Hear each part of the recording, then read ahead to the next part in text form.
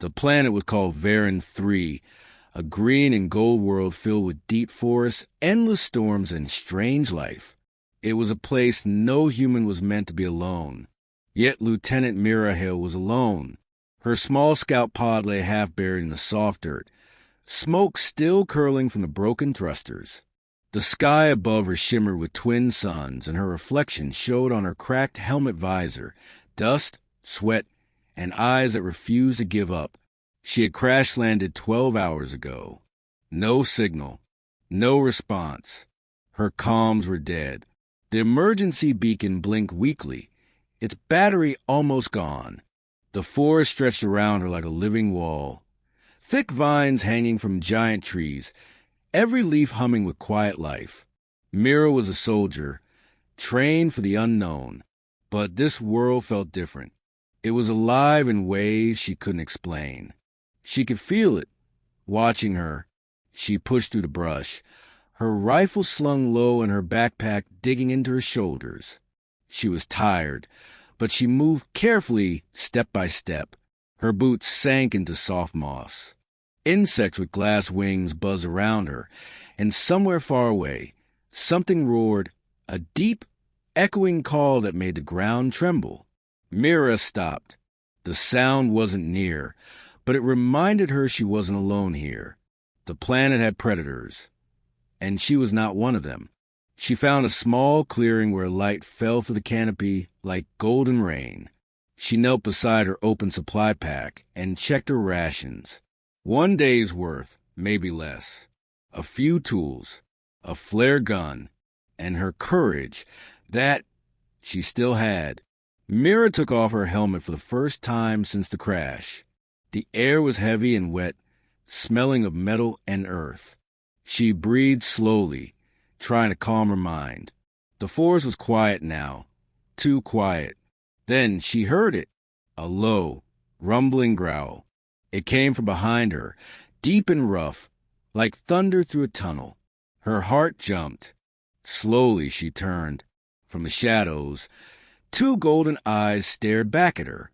It was small, at least smaller than the other creature she glimpsed earlier, but still large enough to tear her apart if it wanted to. A predator cub, 4-legged, covered in short, dark fur with faint blue stripes along its back. Its ears were sharp, its tail flicking side to side like a whip. The cub's claws dug into the ground as it crouched, ready to strike. Mira froze. Her fingers hovered near her rifle, but she didn't move.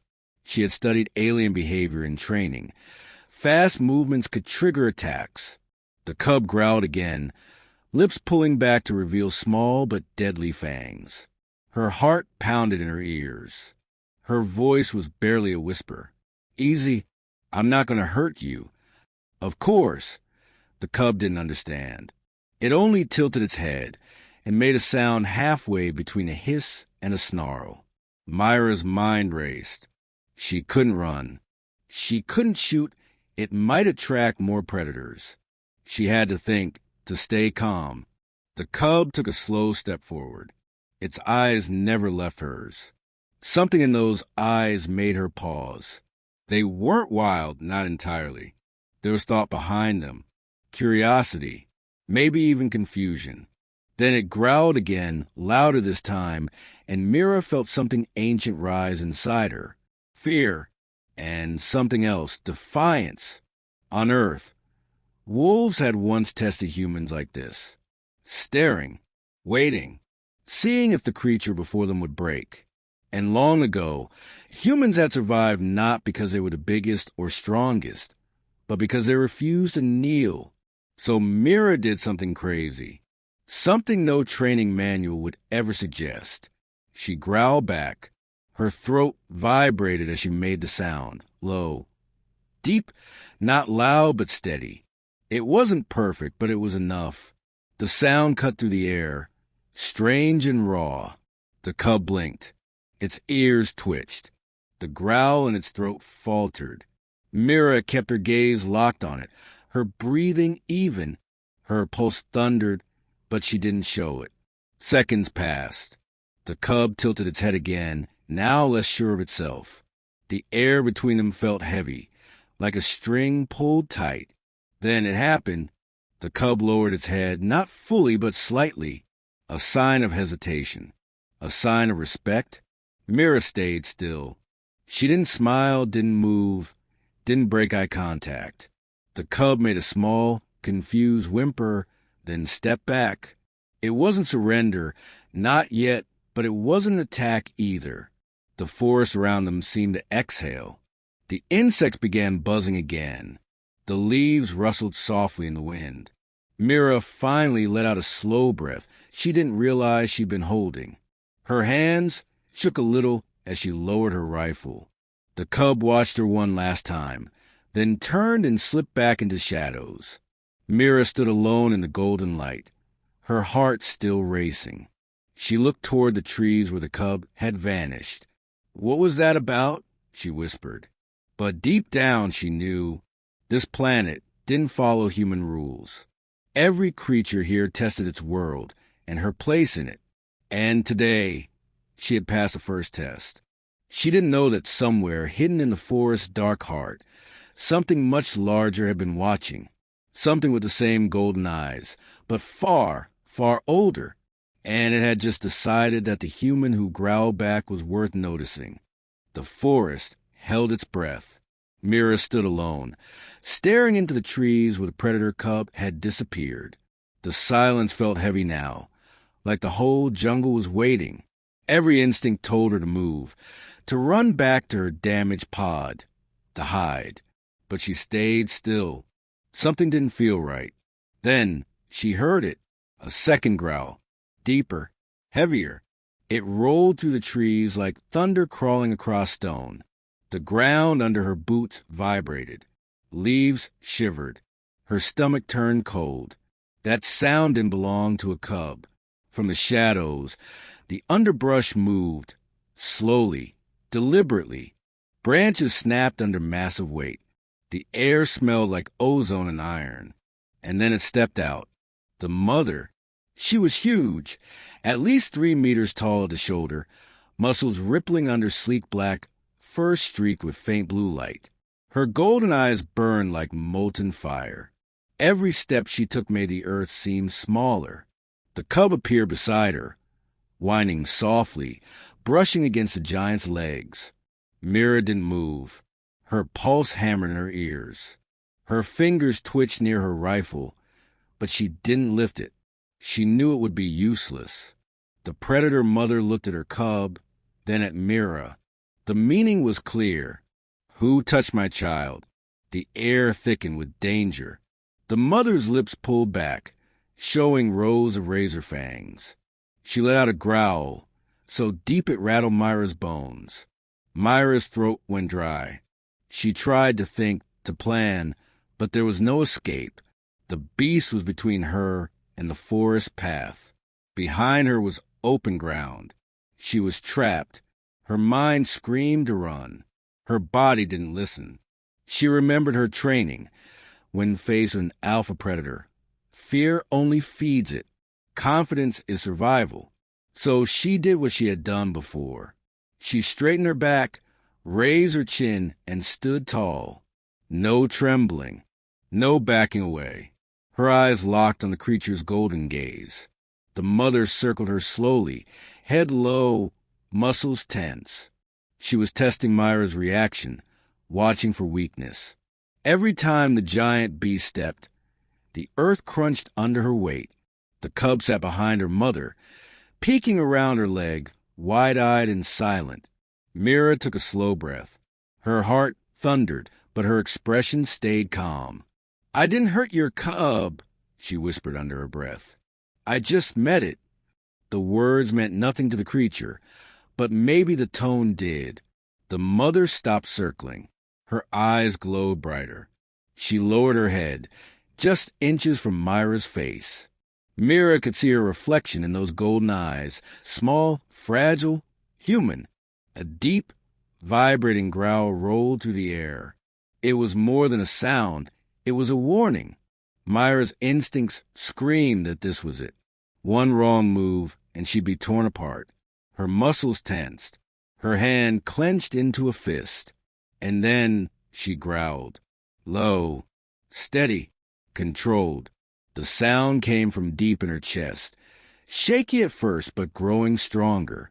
She met the predator's gaze and didn't blink. For a long second, neither of them moved. The mother's ears twitched. The sound confused her.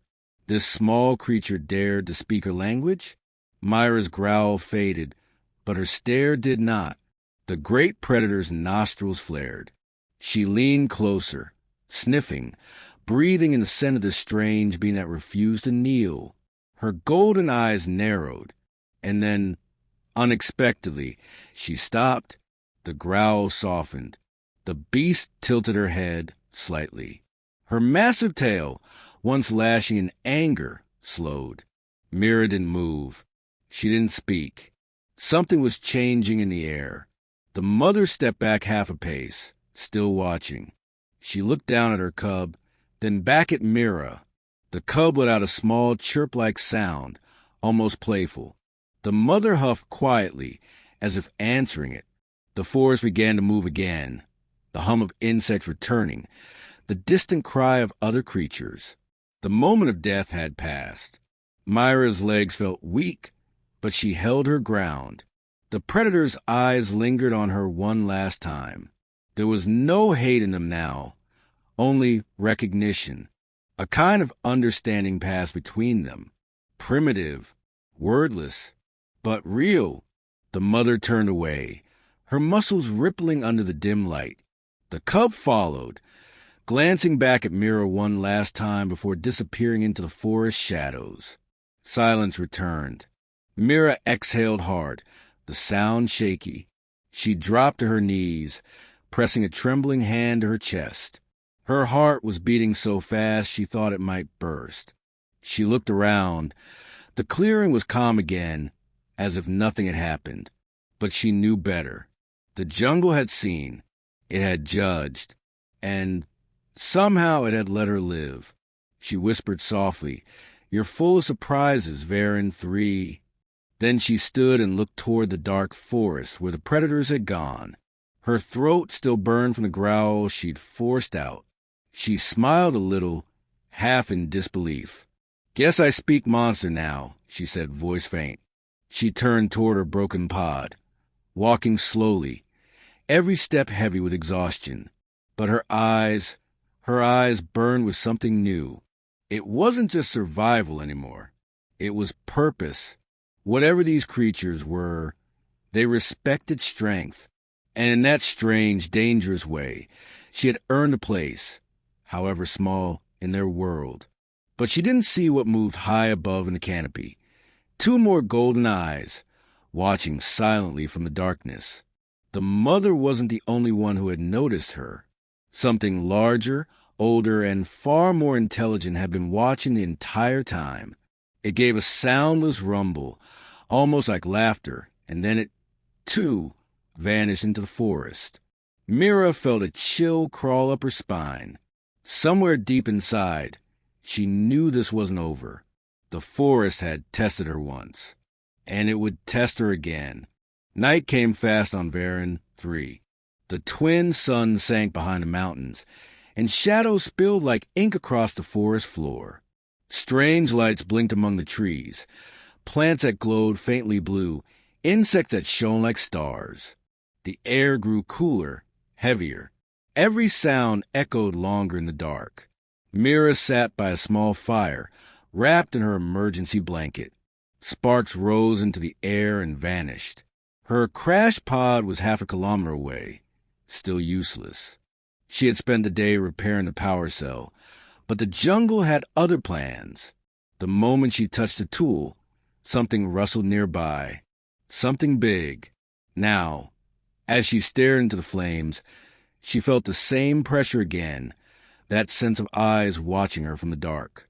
Her hand hovered near her rifle. "Not again," she muttered softly. A low sound drifted through the trees. Not the cub, not the mother. Something deeper, older. The fire flickered as if afraid. Branches creaked, leaves trembled, and the forest fell silent. The wind stopped. The insects vanished into the soil. Then she saw it. A shape stepped out from between the massive roots of an ancient tree. It moved like a shadow given life. Slow, silent, deliberate. Its eyes gleamed with pale fire, not gold this time, but silver white. It was huge, larger even than the mother she had faced before. Its body was scarred, first streaked with gray, and its gaze carried a calm, cold power. This wasn't a hunter out for food. This was a ruler inspecting its land. The alpha. Mira stood up slowly. Her knees felt weak, but she forced herself upright. She didn't lift her rifle. She already knew it wouldn't matter. The alpha stopped just at the edge of her firelight. Its massive head lowered slightly, nostrils flaring as it studied her. The glow of the flames danced across its fangs. Every part of Mira screamed to run, but her mind whispered, no, not this time. She took a step forward instead. The alpha tilted its head. The world seemed to shrink to that single moment. No sound, no wind, no time. Just the two of them, one human, one legend of the wild. It let out a slow, rumbling growl, the kind that shakes your ribs and makes your blood run cold. It wasn't a warning. It was a challenge. Mira swallowed hard. Her voice shook, but her heart didn't. You're testing me, aren't you? The creature's eyes narrowed. It took one step closer, claws pressing deep into the soil. The ground cracked under its weight. The firelight glinted off its scars, each one a story of battle survived. Mira didn't back away. She squared her shoulders and met its gaze head-on. Her body trembled, but her eyes didn't flinch. She remembered the cub, the mother, the growl, the respect. It wasn't about strength. It was about will. Her breath came slow, steady. Her chest rose and fell in rhythm with the forest's quiet pulse. Then she did it again. She growled. This time, it was deeper, louder, more certain. The sound echoed off the trees, raw and human, but filled with defiance. The alpha's ears twitched. Its head tilted slightly, almost curious. Then it answered. The growl that came from its chest shook the air like thunder. Mira felt it through her bones. The force nearly knocked her off her feet, but she held her ground. Her fire flickered out, leaving only the moonlight. In the dark, the creature's eyes glowed brighter. They circled each other, predator and soldier, like two storms meeting. The alpha moved with terrifying grace, silent and smooth. Mira matched its steps, keeping her stance, her breathing controlled. Her heart screamed for mercy, but her soul refused. At one point, the alpha lunged forward, stopping just short of her face. Hot breath hit her skin. She didn't blink. She didn't scream. She simply stared back, her jaw tight, her will unbroken. Seconds passed. The alpha froze, inches away, testing her resolve. Then it pulled back. Its growl softened into a low hum.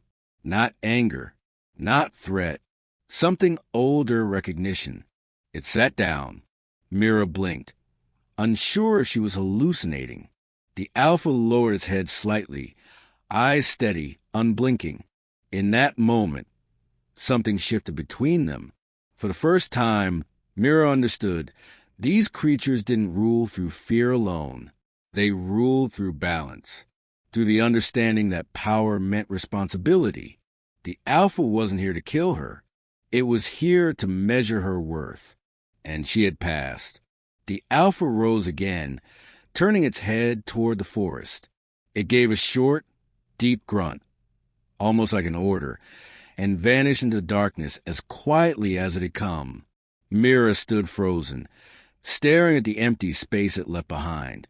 Her legs gave out, and she sank to her knees, trembling with adrenaline. Sweat ran down her forehead. Her throat was raw from growling, but she smiled, a tired, shaky smile. "Guess I passed your test, big guy," she whispered.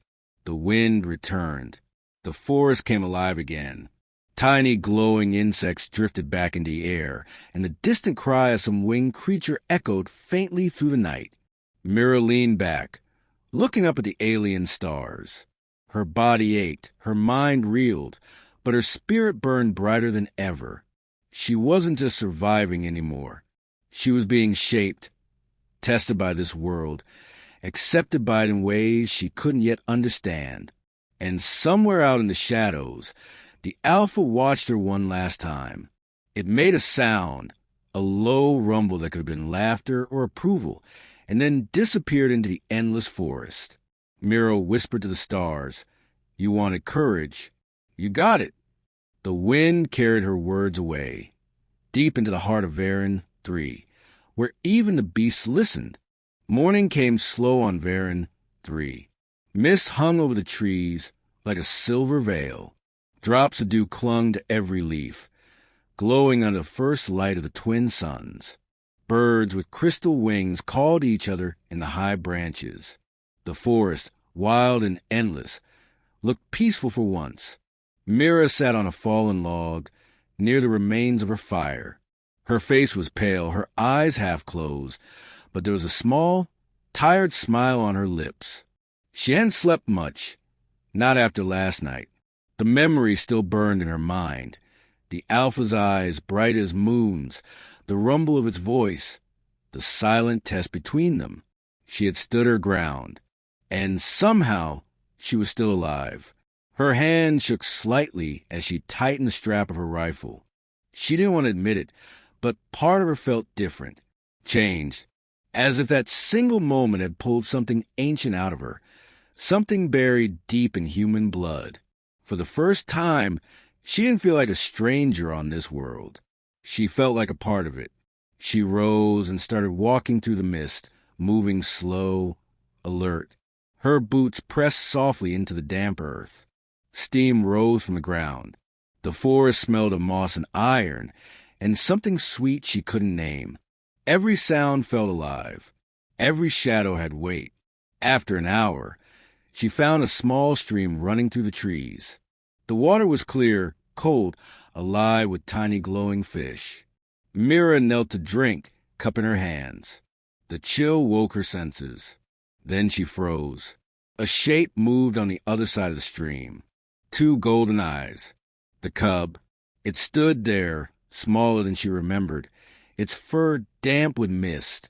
Its ears twitched as it studied her. There was no growl this time, no snarl, only quiet watching. Mira didn't reach for her weapon. Instead, she slowly raised her hand and rested it over her heart, a gesture of peace. The cub tilted its head.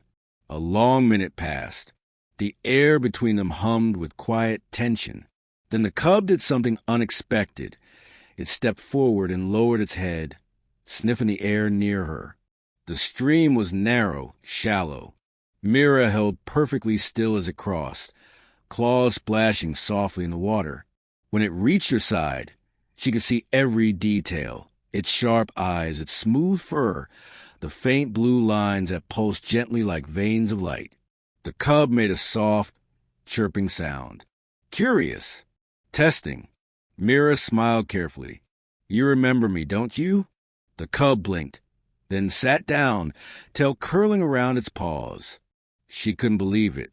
The same creature that had once tried to attack her now sat calmly just meters away. She reached slowly into her belt pouch and pulled out a small ration bar. She broke off a piece and held it out on her palm. The cub hesitated. Then it leaned in, sniffed, and gently took it from her hand. For a moment, predator and human shared silence. It wasn't fear. It wasn't dominance. It was understanding. Mira let out a slow breath. "You're not just animals, are you?" she whispered. "You're something more." The cub made a low, almost musical sound in reply, then looked toward the trees behind it. Mira followed its gaze. Between the trunks, half hidden in the shadows, stood the mother. Her golden eyes shone faintly through the mist. She wasn't growling. She wasn't moving closer either. She simply watched. Mira met that gaze and felt the same quiet power she had seen in the alpha. The mother made a deep, short sound, one that echoed softly through the clearing. The cub responded with a chirp and turned back to Mira. The meaning was clear. Permission. The mother was allowing this, allowing her cub to be here. Myra's chest tightened with awe. The wilds of Varen. 3 didn't forgive weakness, yet somehow she had earned their respect. She watched as the cub walked around her, sniffing her tools, tapping her boot with its nose, curious about everything. She laughed quietly, the sound light and human in the thick alien air. When the cub finished exploring, it sat beside her, tail flicking against her leg. She didn't move. She didn't dare. In the distance, the mother gave one last low call. The cub turned toward the sound, hesitated, then looked back at Mira. It chirped softly, almost like goodbye, and bounded away into the mist. The mother melted back into the trees behind it. Mira stood alone again, but something inside her had changed. She looked down at the small paw print beside her boot. It glowed faintly, blue light fading into the dirt. She touched it gently. A strange warmth spread through her chest. Not fear, not pride, but something in between. Recognition. This world had tested her, and now it had seen her. The forest moved again, the leaves whispering, the wind rising. 1,000 unseen eyes blinked open. Creatures that once hid from her now watched openly. None attacked. None fled. Mira smiled faintly. Guess I'm part of the neighborhood now. She looked toward the horizon where the suns were climbing higher, lighting up the fog. Her path ahead was still uncertain, but her fear had burned away. She knew now that survival here wasn't about guns or strength. It was about respect and the courage to stand your ground, even when everything around you says run. Mira adjusted her pack, took one last look at the glowing paw print, and walked toward the rising suns. Behind her, deep in the shadows, the alpha watched again. It made a sound, a low hum that rippled through the forest, a sound of acknowledgement, a sound that meant, she is one of us. Days passed. Varen 3's forest, once a place of fear, had started to feel familiar. The trees no longer whispered danger with every gust of wind. The glowing plants didn't seem to hide monsters. The silence between storms had changed. It now felt alive, not hostile. Mira Hale had stopped counting the days since the crash. Her beacon still blinked weakly, but rescue felt like a dream far away. For now, her world was green and gold, endless and unpredictable. She had learned how to live here. She collected rainwater in cracked metal cups. She cooked roots that smelled like garlic and tasted like pepper. She fixed her shelter with woven vines, learning the forest patterns, what to touch, what to avoid, when to move. But the one thing she hadn't learned was why she wasn't alone anymore. It started small. Each morning, when she stepped outside her shelter, she found something placed at her doorstep, a sign she didn't understand at first.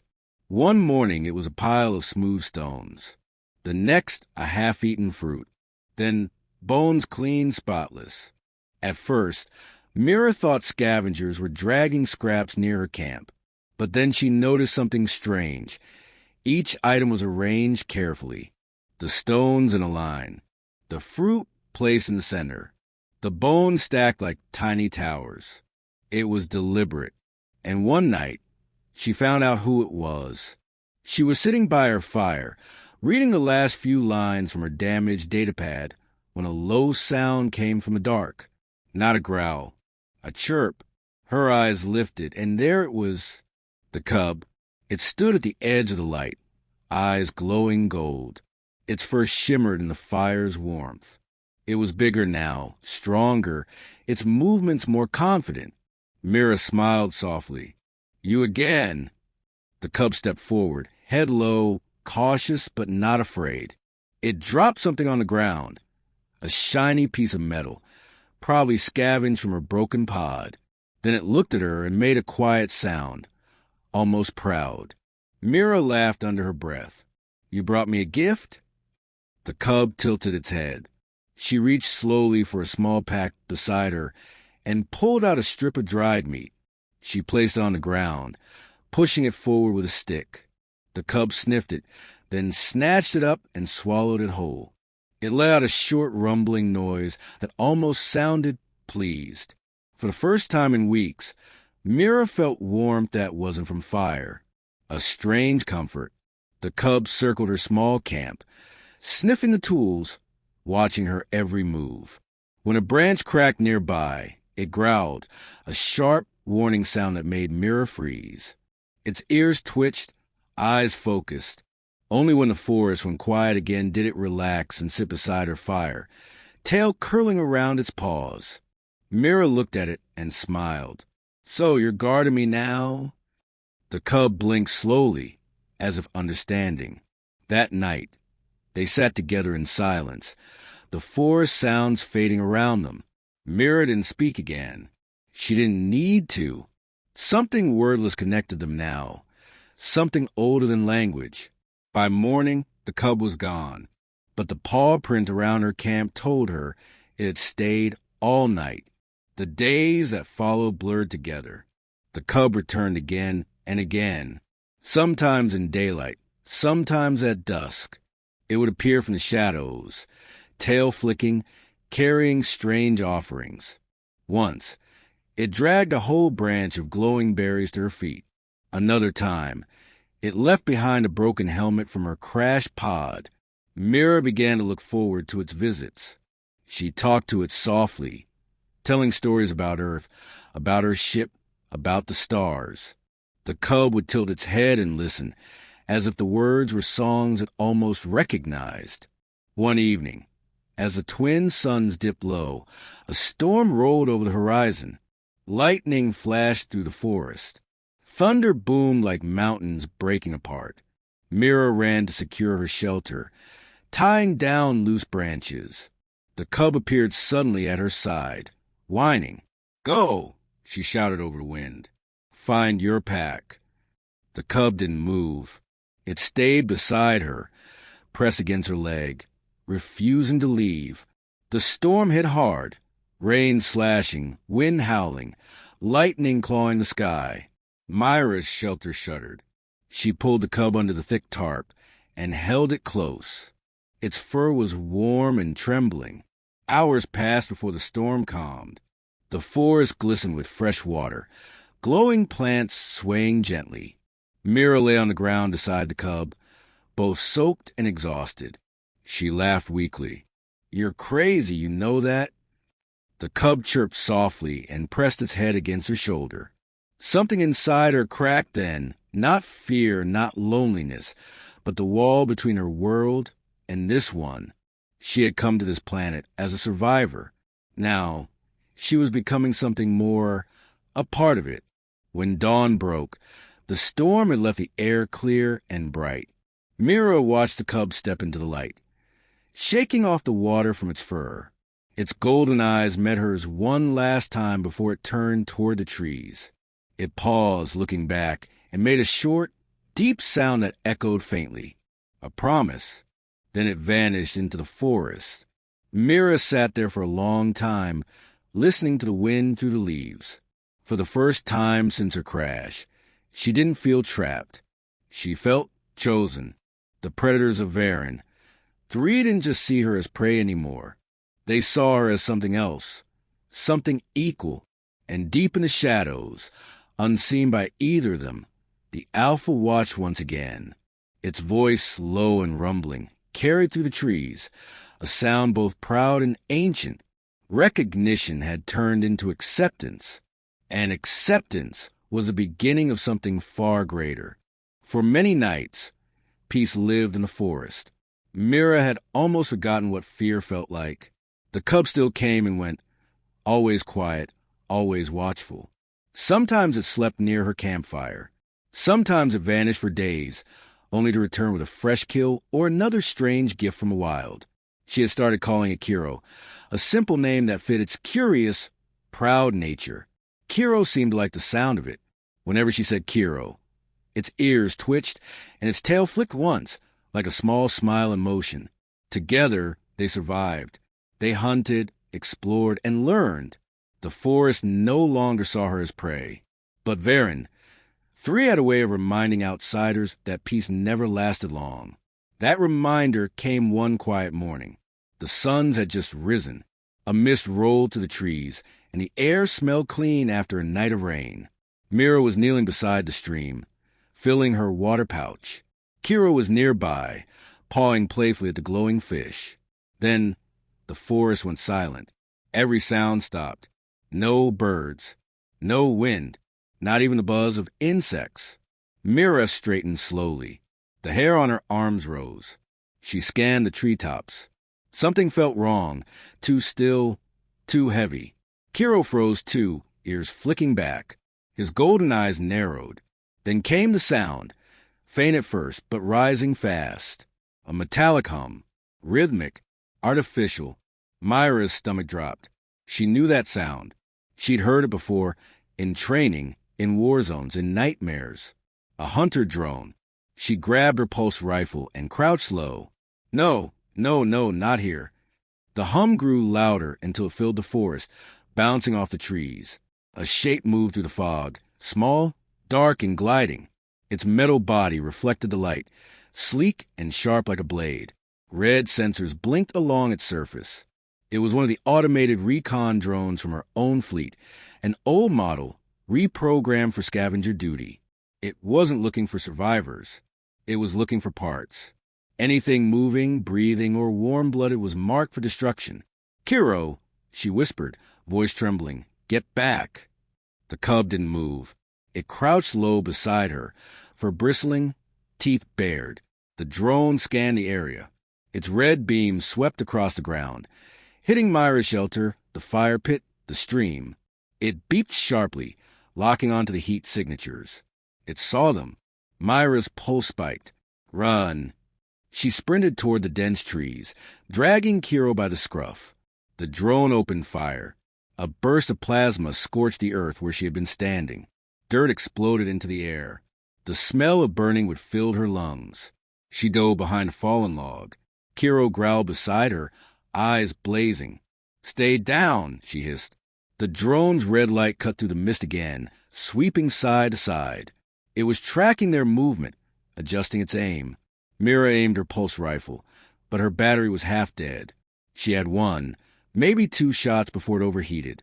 She took a breath, peeked out, and fired. The bolt hit the drone's side. Sparks flew, but stayed in the air. It turned instantly toward her position. Mira ducked as another plasma shot tore through the log, sending splinters flying. Heat seared her cheek. Kiro roared. The sound was raw and fierce, echoing to the trees like thunder. Then, before Mira could stop him, he lunged. "Kiro, no!" The cub darted into the open, fast and fearless. The drone swiveled, locking onto him, firing another burst. But Kiro was faster. He leapt, claws flashing blue as they struck the drone's underside. Metal screeched. The machine spun wildly, its systems glitching. Kiro clung to it, growling, ripping cables loose with his jaws. Sparks rained down. Mira scrambled out from cover and aimed again. She waited for the right angle, then fired. The bolt hit the exposed core. The drone exploded midair. A shock wave ripped through the clearing. Mira fell to ground, arms covering her face. Pieces of smoking metal crashed into the trees. When the sound faded, the forest fell quiet again, truly quiet. "Kiro," she called out, coughing. No answer. Her chest tightened. She pushed herself up, scanning the area. "Kiro." Then, from behind a broken log, came a low whimper. She ran to him. The cub was lying on his side, smoke rising from a burn along his flank. His breathing was shallow, but his eyes were open. "Oh no, you stupid brave thing." Mira tore open her pack and pulled out a med patch. She pressed it to the wound, the patch hissing as it sealed the burn.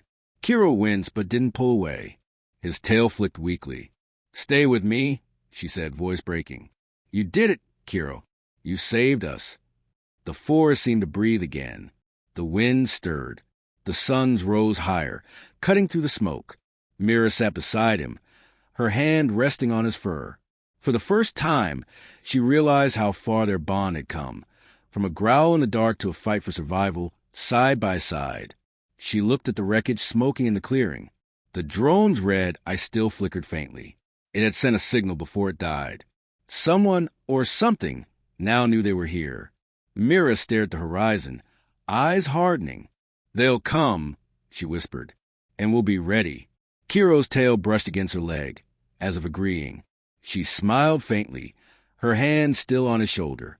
The human and the predator sat together among the ruins of the machine, the forest around them silent once more. But in that silence, something had changed again. This was no longer just survival. It was loyalty. And for the first time, Varen 3 itself seemed to recognize that bond. Leaves stirring softly as if whispering their names. Far away, in the depths of the jungle, golden eyes opened once more. The Alpha had heard the explosion, and it knew the human had fought for one of its own. The wild had seen courage. Now it would remember it. The smoke had cleared, but the silence that followed was heavier than any storm. Mira sat beside the burned remains of the drone, her eyes fixed on a faint glow pulsing from Kiro's wound. The med patch held, but his breathing was weak. His fur shimmered faintly in the morning light, golden eyes dim but steady. She brushed a hand through his fur. "You're tougher than you look. You know that," she whispered. Kiro blinked once, slow and deliberate, then let his head rest against her knee. The forest around him felt different now, watchful, respectful. It wasn't fear that held it quiet. It was awareness, wordless understanding that something sacred had happened here. The jungle had seen a bond forged in fire, and somewhere deep within its heart, the Alpha had felt it too. By dusk, Mira had rebuilt her camp. The beacon light, faint and cracked, now blinked bright again after she rerouted the drone's power core. Its signal pierced the clouds, sending her coordinates to the void above. Rescue had come. She should have felt relief. She didn't. The thought of leaving this planet, of leaving him, sat heavy on her chest. That night, she couldn't sleep. She sat by the fire, Kiro's slow breathing behind her, and watched the sky burn with twin moons. She wondered what her crew would say when they found her alive, what they'd think when she told them about the predators, about growls and courage and trust built between two species that should have killed each other. Would they believe her? Probably not. But she would know, and that was enough. The forest whispered softly. Leaves stirred though no wind blew. Then she felt it. That presence again, massive, calm, ancient. She turned. From the darkness stepped the Alpha. It was larger than she remembered, glowing faintly under the moons. Its silver eyes reflected the firelight, cold and endless. But this time it didn't growl. It simply watched. Mira stood slowly. Her knees trembled, but not from fear. The Alpha looked past her toward the injured cub, its head lowered slightly. The sound it made was deep, low, almost gentle. Kiro stirred weakly, then lifted his head, answering with a soft chirp. The Alpha stepped closer until it towered above them both. Myra's heart hammered, but she didn't back away. She met its gaze and nodded once, a soldier salute, simple and strong. For a long moment, nothing moved.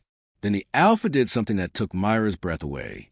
It lowered its massive head until its muzzle was level with hers. It inhaled softly, breathing in her scent, then exhaled, a deep, calm sigh that rustled her hair, a gesture of acknowledgement. Mira swallowed hard. "You came to say goodbye, didn't you?" The Alpha's eyes glowed brighter for an instant, then it turned to Kiro. It nudged the cub gently with its nose, and Kiro made a small sound in response. The Alpha stepped back, looking at Mira again. In that stare, she saw everything: power, intelligence, respect. And then, without a sound, it turned and walked into the forest. Kiro whimpered softly. Mira placed her hand on his head. "I think that was your parent," she whispered. "And I think it just told me to take care of you." She smiled faintly through tired eyes. "Don't worry. I will. Hours later, the sky lit up. A faint rumble grew into a roar as a rescue shuttle descended through the clouds. Its searchlights cut through the mist, sweeping the jungle. Mira stood and waved, holding her flare high. "Kiro, they're here!" she shouted, half laughing, half crying. But when she turned, the cub was gone. Her smile faded. She spun, scanning the shadows, heart racing. "Kiro!" Nothing. Only silence. Only the forest. And then she saw it. At the tree lean, barely visible in the silver light, Kiro stood. Tall, strong, whole again. The wound had healed faster than human medicine should allow. His golden eyes gleamed with wild intelligence. He looked at her one last time. She felt it again, the same connection that had bound them since that first growl. She raised her hand. "Goodbye, partner." Kiro let out a low growl. Not a threat, not anger, but something almost proud. Then he turned and ran into the mist, vanishing among the glowing trees. Mira stood there for a long moment before turning to face the shuttle. When the rescue team found her, they couldn't believe what they saw. A lone soldier, armor cracked, weapon burned out, standing amid the wreck of a military drone, alive, calm, unafraid. They asked how she survived. Mira just smiled. "I made a friend." They laughed, thinking it was a joke. But the captain noticed the claw marks on the ground, the large, deliberate ones circling her camp, untouched by any attack. He said nothing. Weeks later, aboard the transport ship heading home, Mira watched Varen 3 shrink to a green below. Her hand rested on the glass, and for a moment, she thought she saw movement in the clouds, shadows running across the jungle floor, golden eyes glinting like stars. She whispered softly, "Good hunting, Kiro." Years passed. Pilot spoke of Varen 3 as a death world, a planet no one returned from. But one story spread through every outpost, every fleet, every colony ship. They called it the human who growled back. The story of a stranded soldier who faced the wild, earned its respect, and walked away with the loyalty of its fiercest predators. Some said she tamed them. Others said she became one of them. No one really knew. But every soldier who landed on a new, dangerous world afterward remembered her story. They carried her words like a promise. Courage isn't loud. Sometimes it's a single growl in the dark. And deep on Varen 3, in a forest older than human memory, a massive creature stood under twin moons. Beside it, a smaller one, the cub now grown, lifted its head and growled softly toward the stars. The alpha listened, then it rumbled in reply. For somewhere, far away among those stars, the human who had earned their respect was still being remembered, and the wild remembered her too.